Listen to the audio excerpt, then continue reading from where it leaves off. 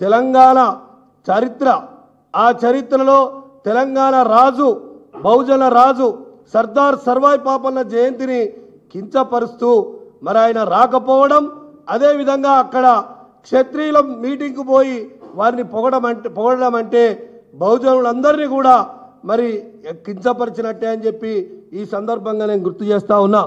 అదేవిధంగా బడుగులంటే గిట్టని సీఎం రేవంత్ రెడ్డి మరి పాపన్న వీరత్వాన్ని, పాపన్న నిజంగా ఇవాళ మొత్తము ప్రపంచంలో పాపన్న అంటే బహుజన వీరుడు, అంటే బహుజనులందరినీ కూడా ఏకం చేసి పెద్ద ఎత్తున రాజ్య స్థాపన చేసి బహుజనులకు అనేక అవకాశాలు చూపెట్టినటువంటి బహుజన చక్రవర్తిని పొగడాలంటే, ఆయన గొప్పతనం చెప్పాలంటే మనసొప్పనటువంటి సీఎం రేవంత్ రెడ్డి అందుకే రాలేదని చెప్పి నేను భావిస్తా ఉన్నా.